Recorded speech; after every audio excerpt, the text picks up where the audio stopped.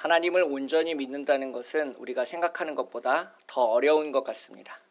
특별히 오늘 본문 속에 등장하고 있는 이스라엘 백성들을 보게 되면 더더욱 그런 생각을 갖게 되는데요. 오늘 출애굽기 15장 22절부터 27절까지 함께 읽으셨습니다. 그런데 오늘 본문에 앞서 무슨 일이 있었는지를 알면 아마도 제 생각에 동의하실 것 같습니다. 출애굽기 14장에서 이스라엘 백성은 홍해 바다를 건넜습니다. 무슨 호와 여객선을 타고 여유롭게 홍해 바다를 건넌 것이 아니고요. 앞에는 파도가 일렁이고 있고 뒤에는 창과 칼로 무장한 애굽의 병사들이 뒤쫓아오고 있는 그러한 상황이었습니다. 우리가 흔한 말로 하는 절체절명의 위기의 상황이었습니다. 그러한 상황 가운데서 하나님이 이스라엘 백성을 홍해 바다를 갈라서 구원하셨습니다. 밤새도록 큰 바람이 불어서 바닷물이 물러가게 되었고요. 물이 갈라져서 마른 땅으로 변했습니다. 하나님께서 이스라엘 백성들을 사랑하셔서 기적을 베푸셨고 이스라엘 백성은 바다 한가운데를 육지처럼 걸어갈 수 있었습니다. 그렇게 하나님께서 큰 능력으로 이스라엘 백성들을 구원하시자 사람들은 큰 축제의 분위기였습니다. 그래서 모세가 노래를 지어서 부르는데요. 출애굽기 15장 1절부터 모세의 노래가 등장하게 됩니다. 2절을 보시면 여호와는 나의 힘이요 노래이시며 나의 구원이시로다. 그는 나의 하나님이시니 내가 그를 찬송할 것이요 내 아버지의 하나님이시니 내가 그를 높이리라 라고 되어 있습니다. 즉 홍해 바다를 무사히 건너고 나서 이스라엘 백성들은 큰 기쁨에 하나님을 찬양하고 노래하고 있었습니다. 그렇게 하나님을 찬양하고 노래하고 홍해 바다를 건너는 기적을 경험한 지 채 일주일이 지나지 않아서 오늘 본문의 일이 벌어졌습니다. 인생에서 한번 경험할까 말까 한 큰 기적을 체험했습니다. 하지만 이스라엘 백성들의 모습은 전혀 달라지지 않았습니다. 하나님께서 놀라우신 능력으로 애굽에서 벗어나게 하셨지만 그 감사의 마음은 일주일을 넘기지 못했습니다. 오늘 본문 22절, 23절을 보시면 이스라엘 백성들은 이제 본격적으로 광야의 길을 걸어가기 시작합니다. 수르 광야에서 사흘 길을 걸었습니다. 마실 물이 없었습니다.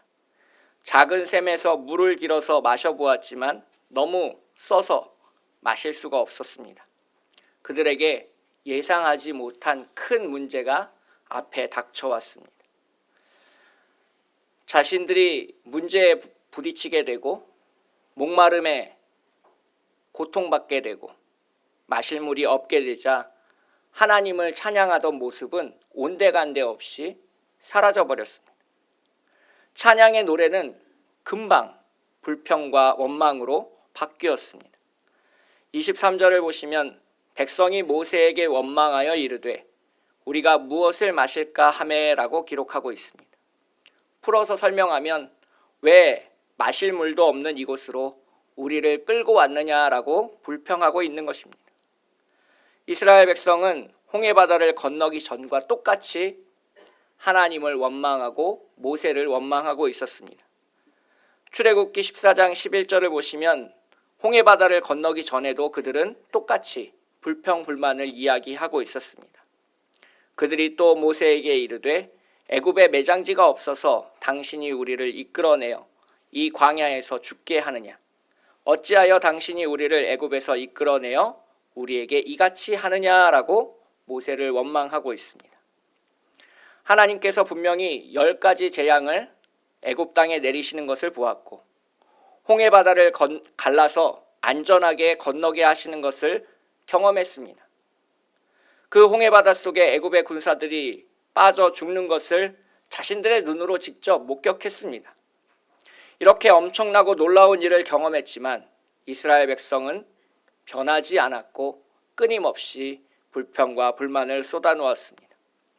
이렇게 불평과 불만을 쏟아놓는 까닭은 무엇일까요? 그것은 자신들이 왜 광야에 있어야 하는지, 왜 애굽을 떠나서 주님이 걸어가라고 하는 그 길을 걸어가야 되는지를 깨닫지 못했기 때문에 그렇습니다. 목적의식이 분명하지 않았기 때문에 이스라엘 백성들은 끊임없이 불평과 불만을 늘어놓게 됩니다. 이런 일들은 우리 생활 속에서도 자주 벌어집니다. 토요일에 잠만 자고 있는 남편을 깨워서 가족들끼리 어디 놀러 가자고 하면 남편들은 끊임없이 불평불만을 쏟아놓을 때가 있습니다. 차가 막히네, 사람이 많네, 볼 게 없네, 먹을 게 없네, 마실 게 없네.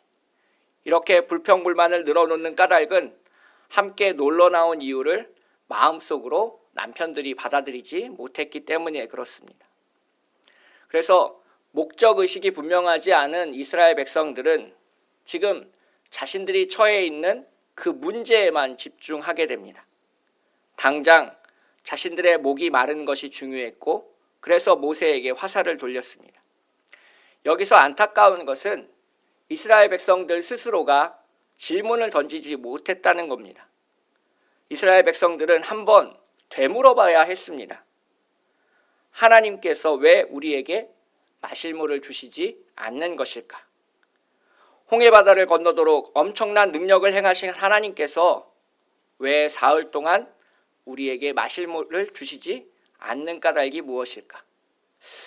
고난에는 분명히 뜻이 있다고 하셨는데 지금 우리에게 닥쳐온 고난 속에서 어떤 의미를 찾을 수 있는 것일까? 주어진 상황 가운데서, 문제 가운데서 하나님께 조용히 나아가 기도하는 모습을 이스라엘 백성들은 보여주지 못했습니다.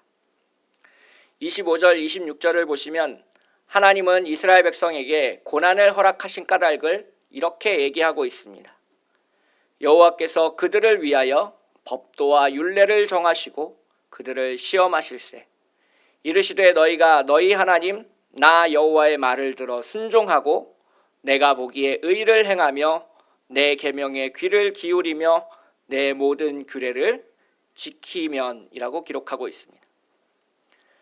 하나님의 말씀을 순종하며 하나님을 두려워하여 정직하고 의롭게 행하는지, 계명에 귀를 기울이고 주님께서 정하신 규례를 지키려고 노력하시는지를 살펴보려고 하신다는 겁니다. 하나님의 말씀을 우리가 따라가다 보면 풍랑을 만날 수도 있고요. 하나님의 말씀을 순종하다 보면 무서운 사나운 맹수를 만날 때도 있습니다.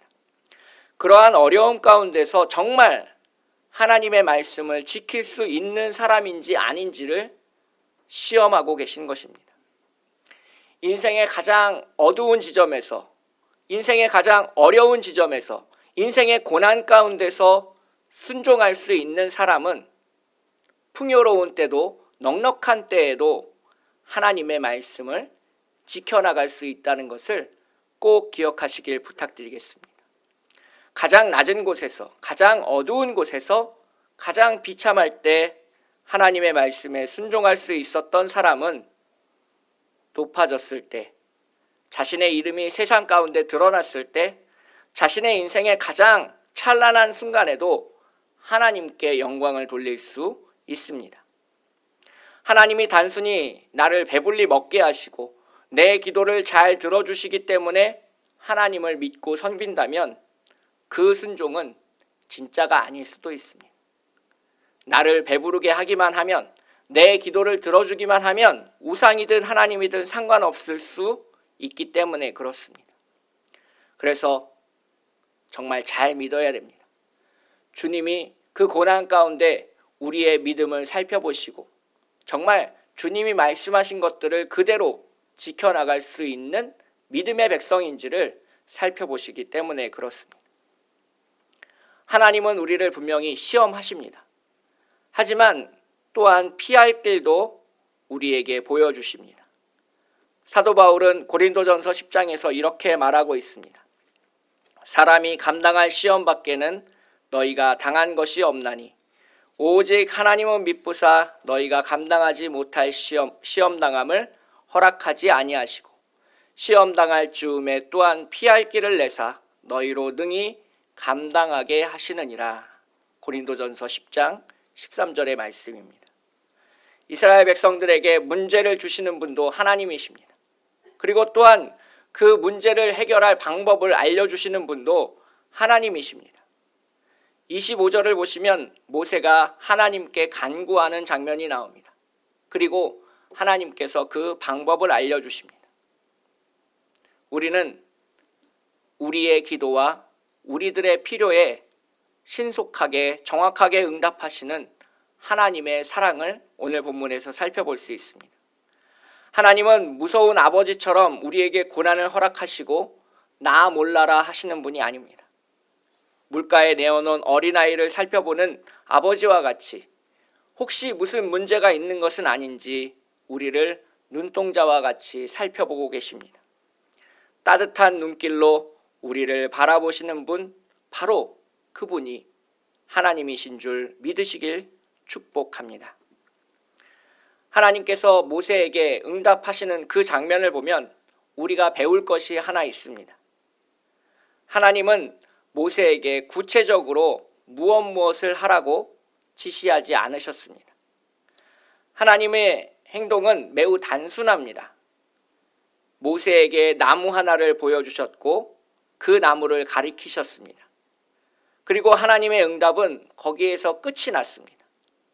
나무를 가지고 무엇을 하라고 구체적으로 모세에게 지시하지 않았습니다. 하나님은 문제를 해결할 힌트만을 주시고 아무런 행동도 하지 않으셨습니다.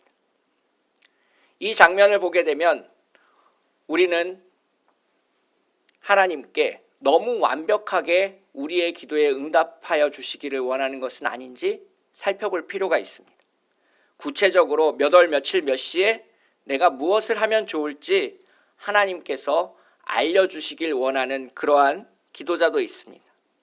그러나 그렇게 자세하게 응답하시는 경우는 거의 없습니다. 왜냐하면 지시하고 명령하고 그것을 따르게 하는 것은 아버지와 아들의 관계가 아니기 때문에 그렇습니다. 지시하고 명령하고 따르는 것은 직장 상사와 부하의 관계에서 일어나는 일입니다. 하나님은 절대로 우리 위에 군림하길 원하지 않으십니다.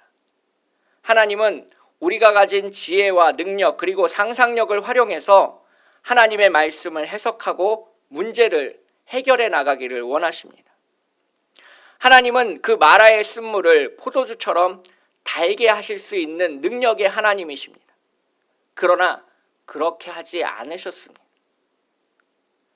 모세와 이스라엘 백성들이 스스로 그 고난을 해결하고 이겨내 나가길 원하셨습니다. 그렇게 광야에서 이스라엘 백성들이 성장하고 그 성장된 믿음으로 하나님을 온전히 따라가기를 원하셨기 때문에 그렇습니다.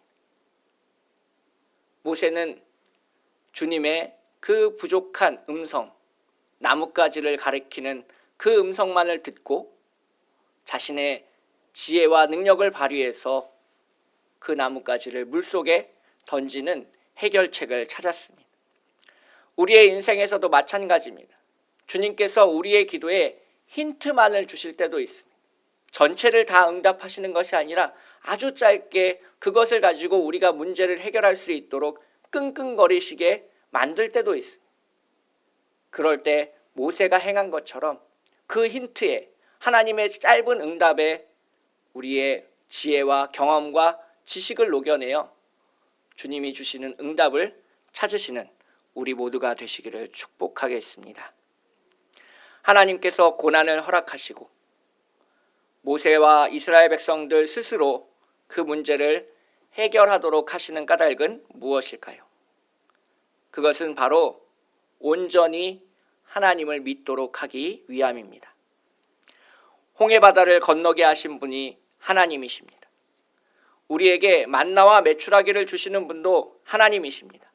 그리고 우리의 건강을 책임지시는 분도 하나님이심을 분명히 깨달아 알도록 하시는 그러한 배려였습니다. 오늘 본문 26절 후반부를 보시면 내가 애굽 사람에게 내린 모든 질병 중 하나도 너희에게 내리지 아니하리니 나는 너희를 치료하는 여호와임이라 라고 하나님께서 말씀하셨습니다.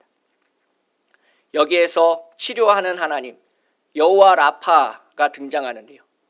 우리를 치료하시는 그 여호와께서 지금 우리와 함께하고 있다는 것을 믿으시길 축복합니다. 코로나19라는 재앙이 우리에게 닥쳤습니다. 많은 사람들이 힘들어하고 어려워하고 있습니다. 이 재앙을 허락하시는 분이 하나님이십니다. 그 반면에 그 재앙 가운데 그 헤쳐나갈 수 있는 힌트, 치료제에 대한 힌트를 주시는 분도 바로 하나님이십니다. 우리가 보기에는 하나님께서 너무 천천히 일하시는 것 같지만 하나님의 관점에서 살펴보면 그렇지 않을 수 있습니다. 하나님은 이 고난 가운데서 우리를 지켜보고 계십니다. 고난 가운데서 우리가 하나님의 말씀에 순종하며 살아가고 있는지, 정말 하나님을 사랑하며 예배드리고 있는지, 진짜 우리가 치료하시는 하나님을 믿고 의지하고 신뢰하고 있는지 다 살펴보고 계십니다. 고난 가운데도 주님을 찬양하시고, 슬픔 가운데도 하나님의 말씀을 묵상하시고, 어려움 가운데도 기도를 멈추지 마시기를 부탁드리겠습니다. 제가 이렇게 말하면 왜 우리가 그렇게 해야 됩니까? 라고 질문하시는 분이 분명히 계실 겁니다. 이렇게 힘든데, 이렇게 아픈데, 이렇게 고통스러운데 왜 우리가 하나님을 찬양하고 말씀을 묵상하고 기도하면서 인내하면서 하나님을 기다려야 되는 겁니까? 라고 물으시는 분이 계신다면 오늘 본문 마지막 절 27절을 읽어보시라고 말씀드리고 싶습니다. 오늘 본문 가장 마지막 출애굽기 15장 27절을 보시면 이스라엘 백성들이 도착하는 곳이 있습니다. 바로 엘림입니다. 이 엘림은 광야 가운데서 만나는 천국입니다. 일단 마실 물이 충분했습니다. 물샘이 12이나 있었습니다. 그리고 쉴만한 나무 그늘이 있는 곳이었습니다. 종려나무가 70그루나 심어져 있는 그 사막의 광야길에서 만나는 천국이 바로 엘림이었습니다. 오늘 본문 출애굽기 15장 22절부터 27절까지를 읽으면 이 출애굽한 이스라엘 백성들이 어떤 과정을 거쳐서 가나안 땅에 도착할 것인지를 잘 알 수 있습니다. 광야길을 걷다 보면 문제를 만나게 됩니다. 그 문제 때문에 신음하며 아파하며 원망하며 한탄할 때가 있습니다. 그러한 상황 가운데서 하나님은 문제를 해결하도록 그들에게 힌트를 주시고 능력을 주시고 지혜를 주십니다. 그리고 그 방법으로 문제를 해결하고 나서 가장 마지막에 만나는 곳이 오늘 본문 속에 등장하는 엘림입니다. 젖과 꿀이 흐르는 가나안 땅입니다. 우리를 위하여 예비해 두신 하나님의 나라, 천국이라는 것입니다. 오늘 본문을 자세히 묵상하면 믿음을 가지고 있는 우리가 이 땅 가운데 어떻게 살아가야 되고 무엇이 우리를 기다리고 있는지를 잘 알 수 있습니다. 이것을 우리는 순례자의 영성이라고 합니다. 우리는 이 땅 가운데의 삶이 전부라고 생각하지 않습니다. 그래서 순례자는 자신이 지나가고 있는 길의 모든 것들을 그냥 여행자처럼 지켜보고 즐거워하고 버려둘 뿐입니다. 정말 순례자가 돌아가야 될 곳, 우리의 최종 목적지는 이 땅이 아니라, 이 세상이 아니라 하나님 나라 천국이기 때문에 그렇습니다. 해외여행을 다녀오신 분들은 그런 경험이 있을 겁니다. 주머니를 뒤져보니까 그 나라의 돈이 나온 겁니다. 물론 요새는 환전하면 되지만 잔돈 같은 경우에는 잘 바꿔주질 않기 때문에 그냥 서랍 속에 쟁겨두는 경우도 있습니다. 즉, 순례자에게 이 세상의 것들은 여행에서 얻은 그런 부산물과 같은 겁니다. 그것을 위해서 우리가 목숨을 걸어내야 된다거나 최선을 다해야 된다거나 그런 것이 아니라 광야의 길을 걸어가는 마실 물 정도만 있으면 족한 그러한 것이 순례자의 영성이라는 겁니다. 최종적으로 우리가 가야 될 곳은 하나님의 나라, 오늘 본문 속에 등장하는 엘림과 같이 마실 물이 부족하지 않아서 더 이상 다투지 않아도 되고 원망하지 않아도 되는 곳, 시원한 나무 그릇이 있어 주님께서 우리에게 예비해 두신 그 장소로 우리가 주님을 믿고 끝까지 전진하는 것, 이것을 우리는 순례자의 영성이라고 부르고 있습니다. 그래서 주님을 정말 사랑하는 사람이 이 세상 가운데서 만나는 그 문제들 가운데 우리는 주님께 기도하며 해결책을 받고 우리를 지키시는 분, 우리에게 만나와 메추라기를 제공하시는 분, 그리고 우리를 치료하시는 여호와 라파의 하나님을 믿고 최종 목적지인 가나안 땅 엘림, 그리고 하나님 나라에 들어갈 때까지 인내하며 기도하며 주님의 말씀과 동행하게 되는 것입니다.